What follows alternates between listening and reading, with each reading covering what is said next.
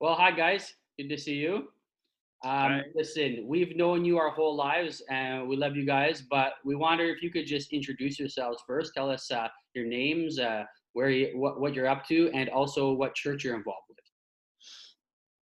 Well, I'm Julie English. I'm from Verdun Community Church in Verdun, Quebec.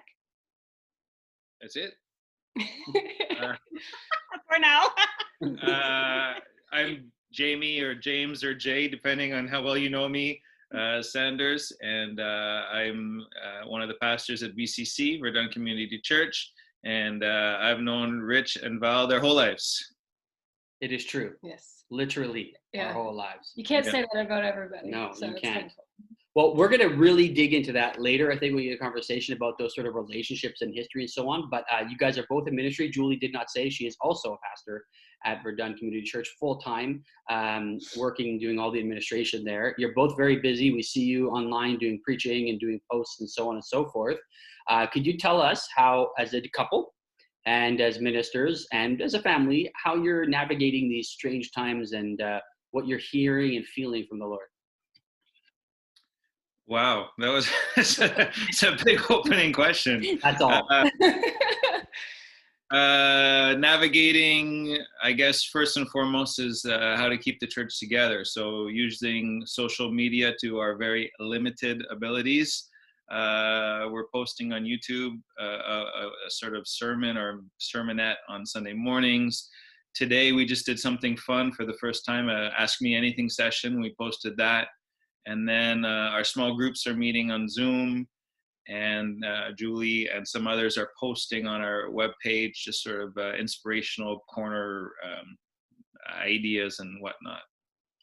Yeah, and also like for our youth too, our youth have their youth meeting through Zoom as well on a Friday night. And then we just started with our kids as well, doing the Zoom meetings. So we're just trying to connect because at first, the parents were doing the lessons with the kids, which was great because it gave us a wonderful opportunity to actually, sit down and discuss the lessons with the kids. We got to see what it's like to be the teacher and not parents per se.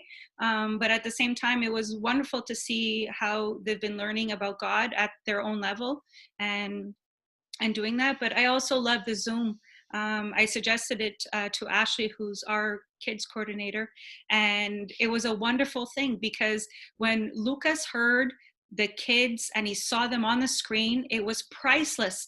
The joy that he felt, like he actually felt he was going to church in a class and he couldn't wait. Like when Sunday comes at 2:00 now, he's already downstairs with the Zoom set up.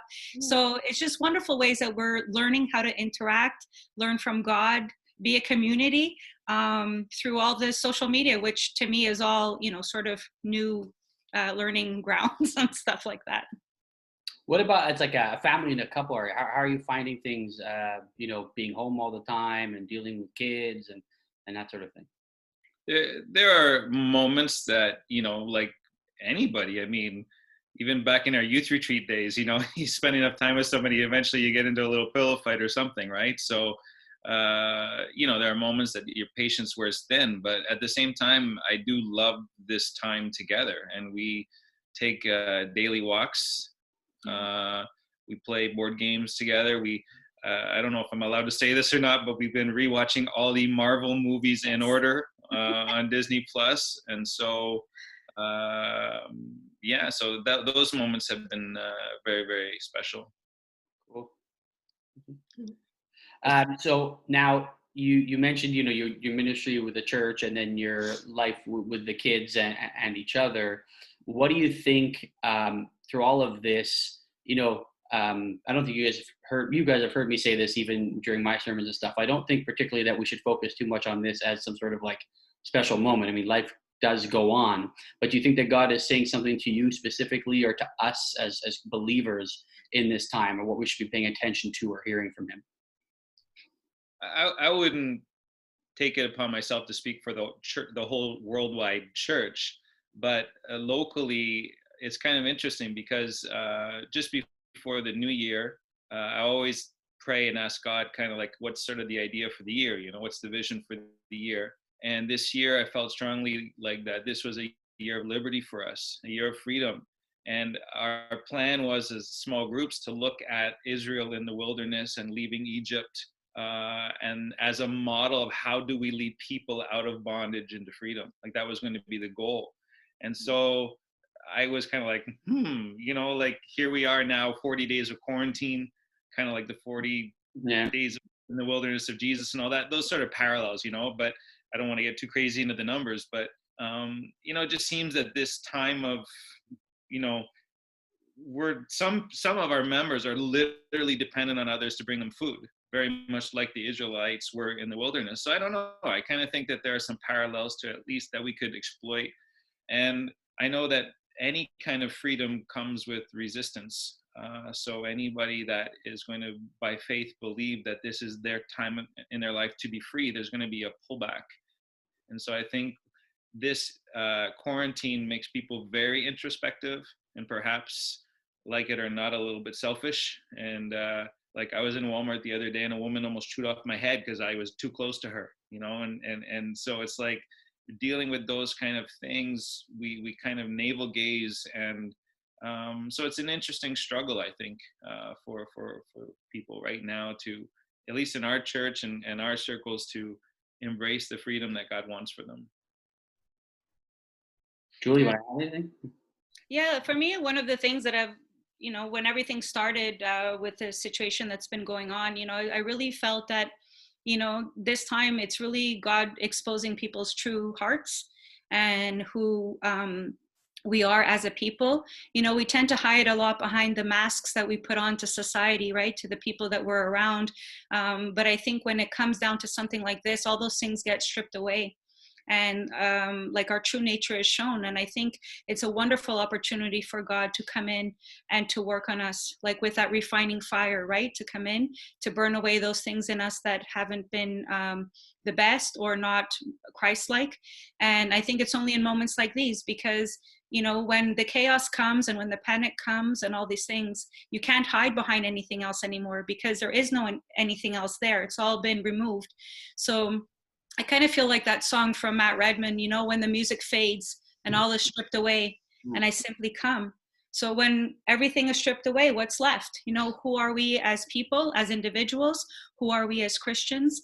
And I think this is a wonderful time for God to come in and to do a work in, my heart, and the work of the hearts of the people around us and in our friends and even the whole world. So that's what's been on my heart lately.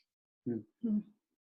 Yeah, I was actually thinking today, I was sitting down at the keyboard and I was playing a little bit, and I'll be honest, usually on a normal week, Monday to Friday, and I'm working and then I'm preparing for, worship on Sunday, and I don't have a lot of time to myself to just sometimes sit down on the keyboard and whether it's just plink around or actually try and come up with something a little bit more structured. And I find I can pinpoint, actually, I'll call them milestones. I can pinpoint certain times where I felt that freedom to be more creative. I have written songs, or I came up with other ideas that have carried through the years. And it was the times when I had to be off work a little bit because of like a health issue, or I came up with a song while being here during this time because I was forced to be quiet. I was forced to have everything else stripped away from me, and I found like that freedom kind of came, and that's when my creativity kind of, kind of comes up a little bit more. Yeah, it finds its place. So I think there's something, freeing in these quiet times. So I think, Jamie, that's where I think God's definitely going to use this to bring freedom in different areas, right? And it'll look like a different freedom for all different people, where their freedom needs to be found. So it's good. Yeah, I think you kind of alluded to it. It's actually, we can choose to learn from this or not, really, because this is a unique time in history where, as serious as the situation is, and I keep on saying, compared to real persecution that goes on in the world of Christians or anybody, it's really not that bad. And for the most part, not everybody, but for the most part, we're safe in our homes and we have food and we can still exist in a bubble of safety. And so we need to choose this quietness that we have. Even myself, even though I'm working, it is quieter than normal. And what are we what are we learning from that? I mean, when I was asked the question, is the Lord speaking to us? He always is. It's just, he's just teaching us a different lesson based on what we're going through. We have to believe he takes things that are difficult and speaks to us through them. Yeah. I wanted to just, Jamie, if I could point back to what you were preaching about on Sunday. And believe me, you kept telling me if I'm wrong on the date, but I think it was last Sunday, where you're like, all this Zoom and everything is good, but we can't forget like real church and real connection. Can you just speak about that for a couple of minutes? Yeah, I mean, we, in that Ask Me Anything video that I alluded to at the start of our conversation, somebody had asked us, would we continue doing online messages? And it's not that I'm against that. It's just that the question made me pause. And I don't know about you, Rich, but back when I was back in going out to the metro and handing out pamphlets or whatever they were called, tracts, yeah. Yeah, or even invite a friend to come to church because all they need to do is hear the message and they'll get saved. I don't know if that's true, and I feel that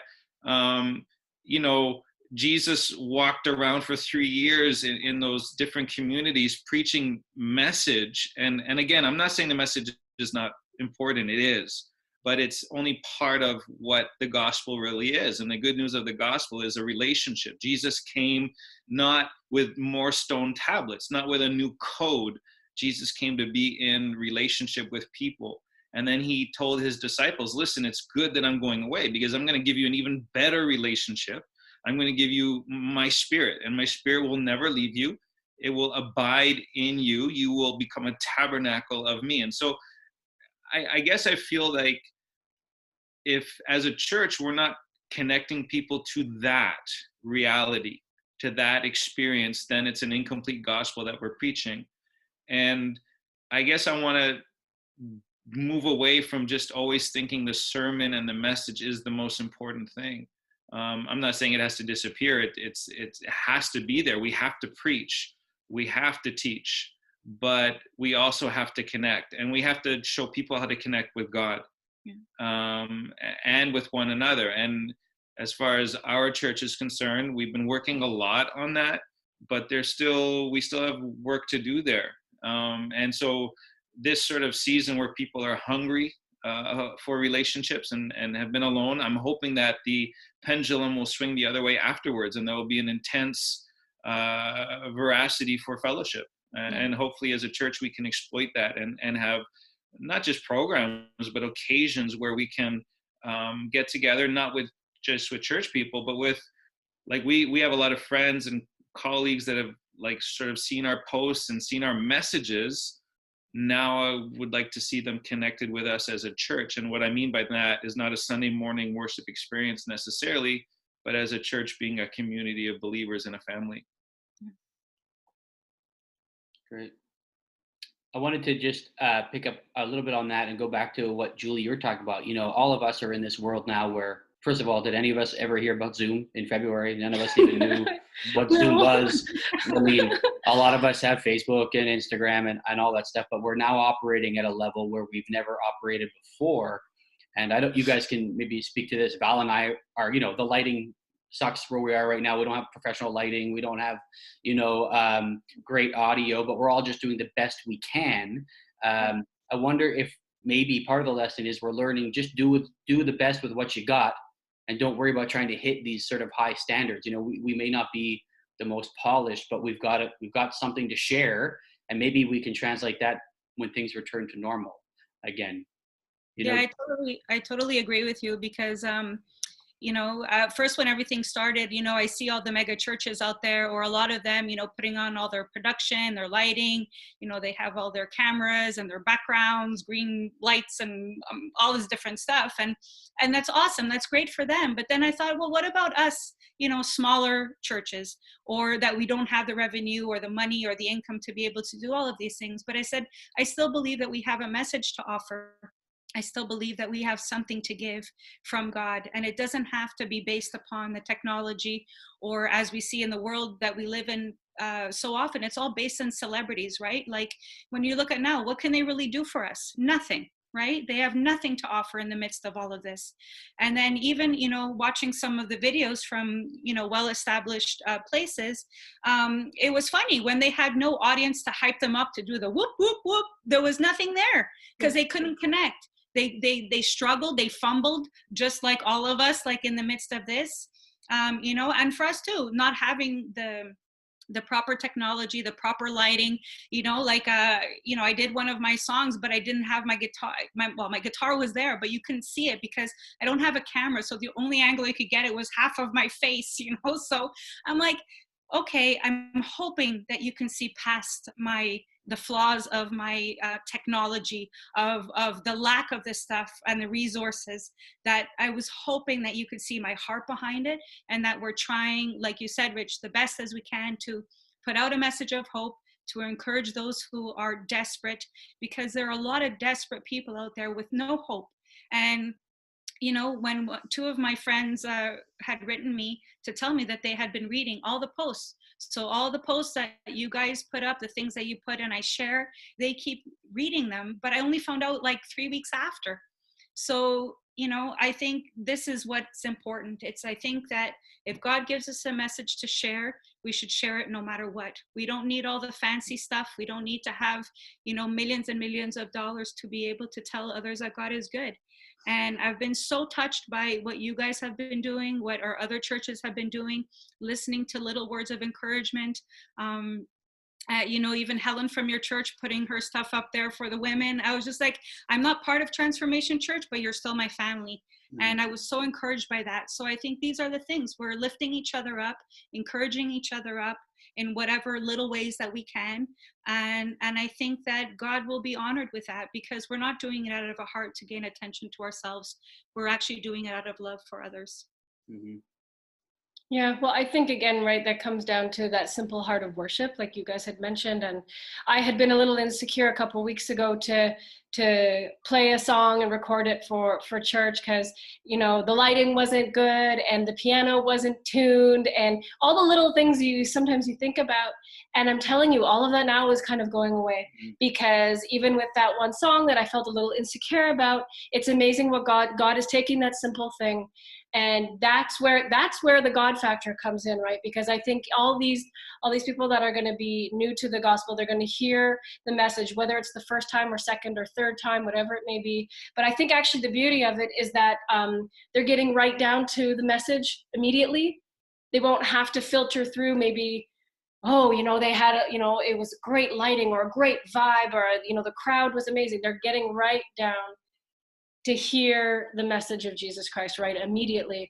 And I pray that that's what's going to help anyone new coming into his kingdom, is actually going to I don't know. I see it as like they've already been able to like skip a step or two to kind of filter through what they to really get to Jesus.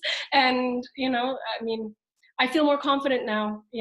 Actually on the weekend we were watching that thing. What do they have on Saturday? The One Hope, One World Hope. One World Home. All the different artists, from around the world, all those celebrities, and they were doing little pieces of songs, and that was great. They want to unite the world. That's lovely.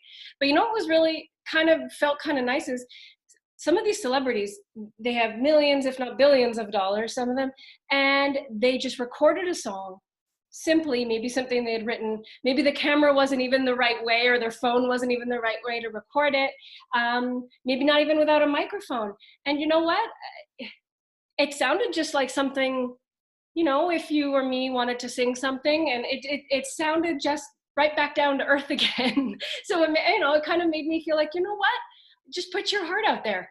We're all, we all have a voice, and we're going to use it, and it's going to sound however it's going to sound, and it kind of made me feel a bit more confident just to put me out there, not to worry about whatever someone else sounds like or wherever they're, And I think that's better than any track you could hang up. I think that, nothing annoys me more during this whole lockdown than the corporate commercials about how we're all in this together. I don't know if you guys it sounded good at the beginning. Car commercials. I mean, every night now it's constantly it's a nice thought. We're all in this together. So buy this car at 0% financing for 6 months. It's like, what? That's so inauthentic. And the world knows it. Everybody's laughing at it, right? Like it doesn't mean anything. And we have to be careful that we just keep it authentic. And if we were trying to, look, I would love to have perfect everything, but we don't. So, don't overdo it, I don't think anybody's it's a lesson, I think, for us all to learn. Yeah. I think it's just to build up our confidence now, whether it's your confidence as, how you preach, how you speak, how you sing, how you play. For a little while now, I've just got back to that level where I'm like, you know what? It's just going to come out the way it comes out. I don't want to be hung up on the little details anymore. There's more, really, God's bringing me down to the simplicity of the message that I'm bringing, and I'm bringing him, right? And I think if he's in it, I got to believe that everyone else will see what they need to see and hear what they need to hear and be touched by what they need to be and who they need to be touched by. So it's brought my confidence up a little bit to be more bold and put myself out there, no matter what. Yeah. So Julie, we want more songs. Sorry? So we want more songs, Julie. Oh, we'll see. That was one of the I mean, I'm terrible when it comes to feeling confident to do worship, and I feel fearful at times, and people are like, oh, you lead at your church and there's no problem. I said, yeah, but it's different when I feel like I'm with my family and I'm supported by my team. It's very different. I feel like I have that freedom just to, everything else is forgotten. But it was funny when Jamie put the iPad there and I went to strum my guitar, all of a sudden I felt like everything was stripped away, and it was just like, oh, here you are. And I was like, whoa, I couldn't do it. I think I started 5 times, and even then I could feel my voice shake, and, my guitar strumming wasn't the best. And I'm like, you know what? But in the end, I said, I just had to close my eyes and just go for it. And once I forgot about myself and the focus was on God, then I was like, okay, and I think it's that thing, Val, like God's looking for people to worship him in spirit and in truth. And I think that these are the moments, and that's all he cares about. He's not looking for all the frills and who sang, in 5 harmonies, and he's not looking for that, because you can do all those things and sound wonderful and be beautiful, and it's gonna, tinkle your ears, and it's gonna be like, oh, a sound from heaven. But what is the heart behind it? If all of that, it's kind of like, with the Pharisees, the cup on the outside is all beautiful and shiny, but in the inside it's rotten. So I would much rather us, be yourself. God's gifted you in that. Be true to yourself. Don't let people tell you how to be or what to do or how to sing or be. And God will honor you. I mean, he's already honored you. He's given you the ability to write music now and write songs of your own, and that's awesome. And everywhere you go, you're asked to lead, and that's an honor, because they see something in you and acknowledge that in you. So be encouraged. Don't be put down by all this other stuff, because God sees your heart and he sees the worship that you give, and that's what's the most important thing of all. Thank you. Amen. And I could say that right back to you, and one thing I have learned too, when we're talking about worship, is when I lost my ability to sing for a while, one thing that I was really taught, and it's still not back 100%, right? But one thing I've really learned is that worship doesn't just have to be about the notes that you strum or you play, or the music that comes out, or the melodies that come out of your mouth, right? Worship is something from the heart. It comes from your soul, and it might sound completely different to what you think is going to come out of your mouth or from your instrument. And it might not even be an actual song. It could be words. It could be a feeling. It could be a moving of the spirit. It could be shouts. It could be just words of praise. And I'm really starting to explore that too, because I remember when I was so anxious, I'm like, oh, but I can't sing, and it's not going to come out smoothly like this artist does, or the way it's originally written, or however it is. And I just realized, what, at some point I could even just talk it, or I could play it. And then after, that's why I found like I was getting freer in worship, because I just wanted everything else stripped away, and I wanted what I felt in my heart to come out just through my mouth. And sometimes it was not singing and not music in that sense. So, I mean, I want to jump in and say, because this is really good, because you're leading me to like the next thing that we want to talk about, which is sort of like supporting and cheering each other on, which you're both doing right now, which is great. One thing that I've been seeing a lot, whether it's talking to you guys or other people, is just, this has given us an opportunity to actually connect more, because, we're friends. We've been friends as a couples for 20 years. And then, as Jamie said, he's known both of us since we were born. And Julie, I don't remember not knowing you either, even when you lived down in Brazil. And it's like, and we're always like, oh yeah, let's get together. And then like 4 months can go by and we live 30 kilometers away from each other, like it's not difficult. Right. But it's the reality of our lives. We're so busy, but here we are now actually connecting for an hour, and it's important that we foster those relationships. And I was teasing you guys the other day that on Facebook, I don't know if I told you guys, I got named one of VCC's top fans. And so that means that like I like a lot of your posts and I read them and watch videos and whatever. And I thought, wait a second, we should all be each other's top fans, whether that's Facebook or real life.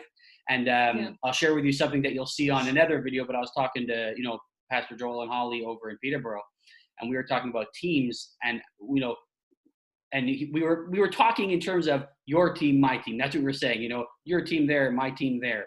And then we sort of paused and went, wait a second, we're getting it all wrong. It's our team, right? Like that's the mistake we made. And maybe we're learning something here, that this is about really cheering each other on, even though we can be isolated sometimes in our bubbles, and I don't know if you guys could just speak to that, what you're feeling about that, but I'm really hearing that. Like, I'm just trying to cheer. I watch like 8 sermons every Sunday, because I'm just trying to like watch everybody's stuff, have you guys been, experiencing the same thing? Yeah, I mean, you want to encourage other people in what they're doing, and you also want to see what they're doing to get ideas. Preach it next week. I guess it's like you get trapped because you're in a local church. You want it to be quote unquote successful, whatever that means, which nowadays you have to redefine that. And then if you're paid, then there's that pressure to, you put all your effort into your local assembly so that you can continue being paid. And not that any of those intentions are evil, but like you just said, they're kind of perhaps off the mark. And in the early church, you see that Paul and Peter and James and Philip, like they just went around and they were really, preaching into each local congregation as one larger church. And, in Corinthians, you see Paul saying, hey, you guys fighting about whether you're from Apollo or whether you're from like me or Peter, like that's nonsense, because we're all from Christ. And so I don't know, like I guess I see it that, I don't know about you guys, but when I would read the book of Revelation and see like the end times where everything would just stop, I kind of felt like, well, that's impossible now with this, fast-paced world, and Sao Paulo and New York and Tokyo with like 6 or 8 million people living there. And like, how could one event bring all that to a halt? And I guess I thought that was impossible, right? And then now it's like, no, it's very possible.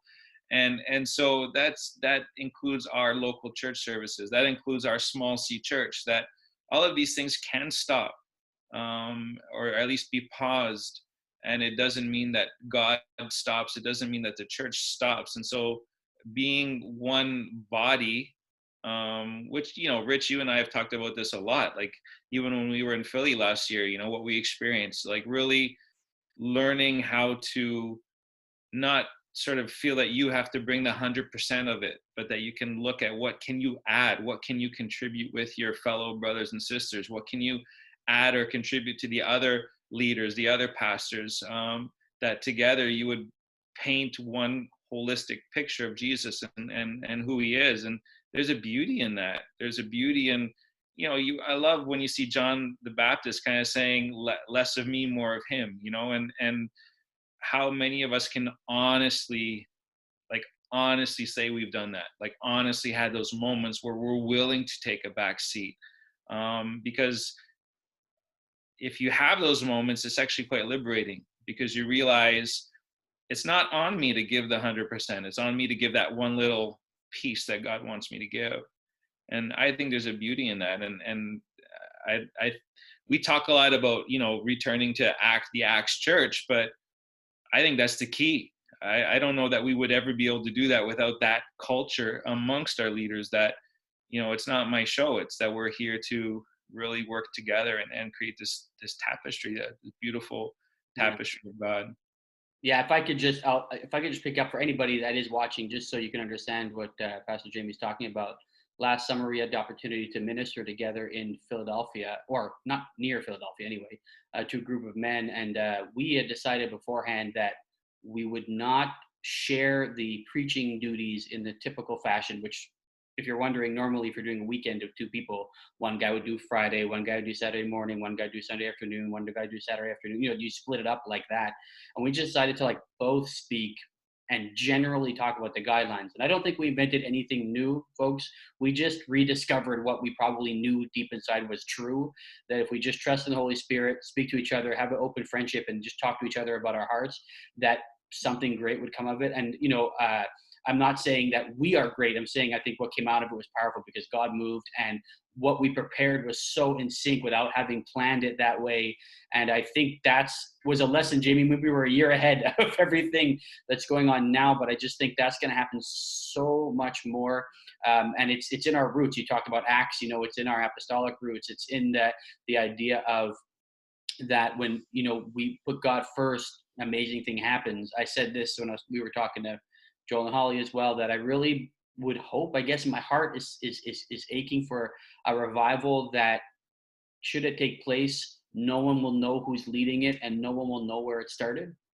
So we can't say, oh, listen, God bless the stuff that happened, but remember the Brownsville revival or the Toronto blessing or you put insert name here. It's not to denigrate what happened, but I think part of the problem that those things fall apart is they get identified with a city and they get identified with certain leaders. And then if those people fall or those cities run into tough times, it's gone, and I just think that if we open ourselves up to the possibility, for example, that a posting by Verdun Church that I like could be seen by somebody in Toronto Church, and then not Toronto Church, in Toronto, and that person knows somebody that goes to our church in Toronto, and then they get saved because of something they read that I like that VCC wrote.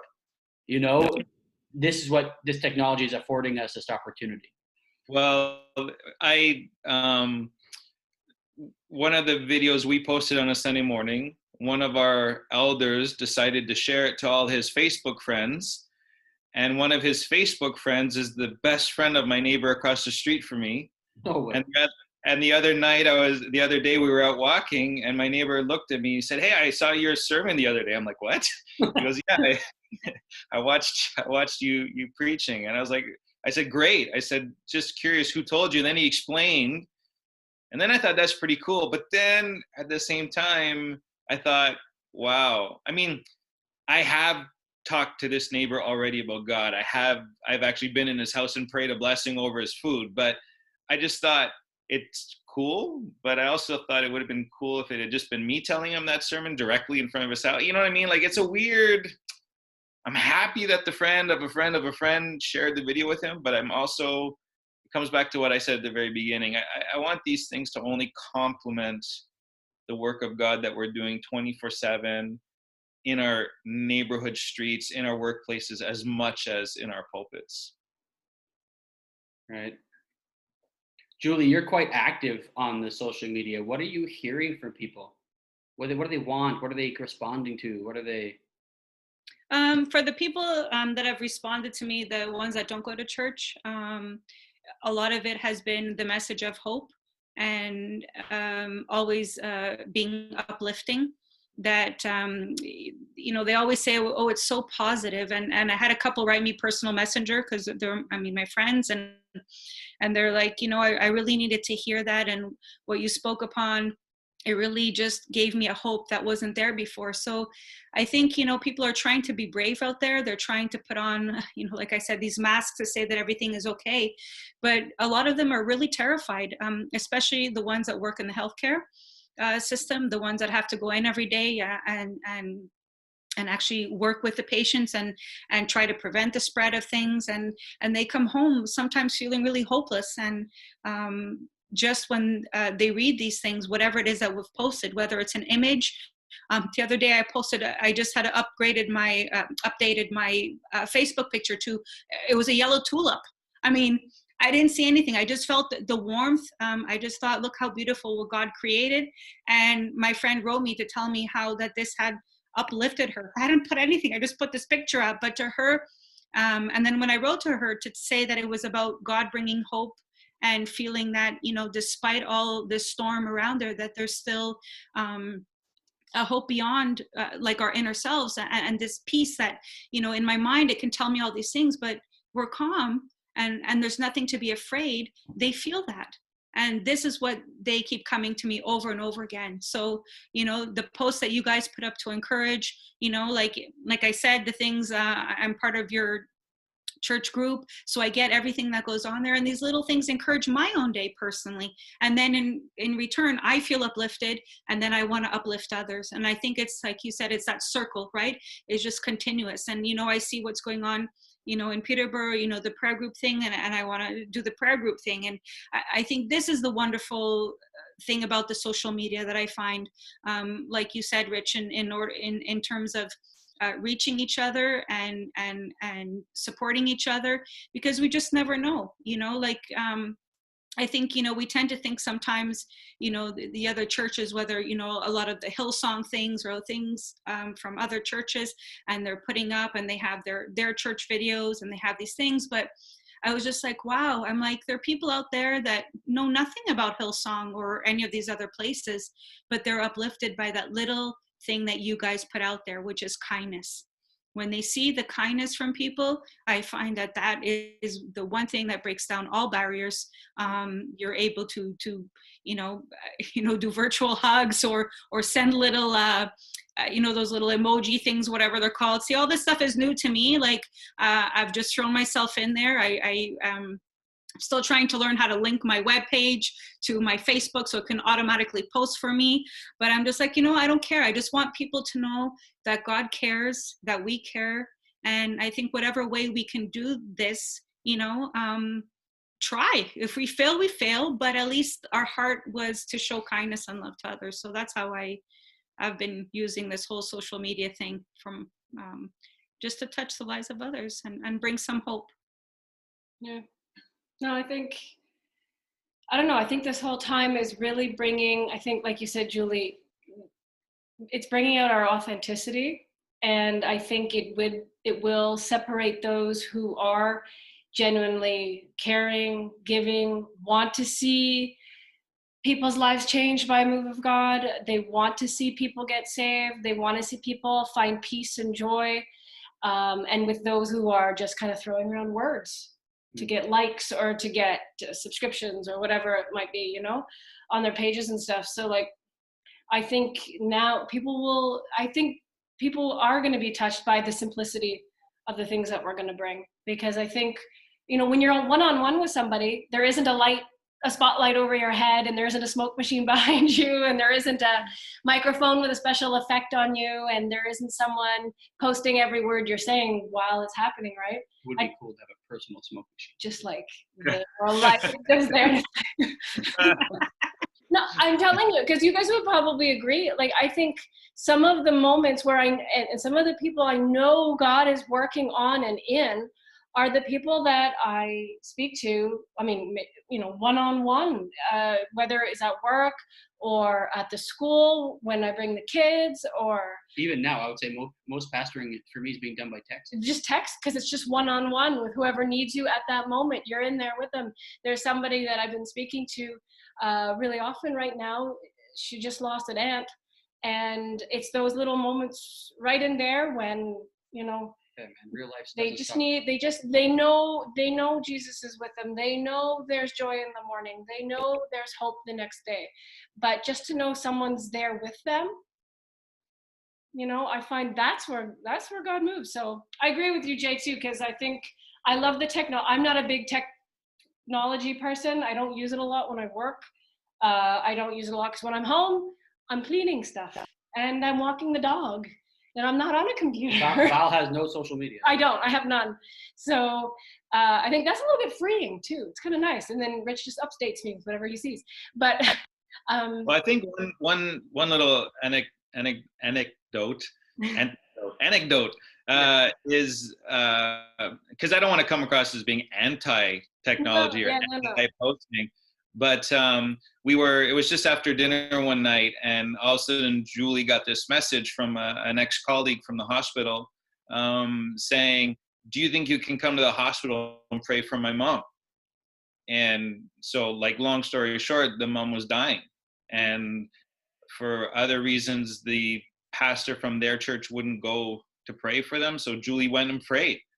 And cool, not side note, but postscript is that the woman who was dying actually went home. But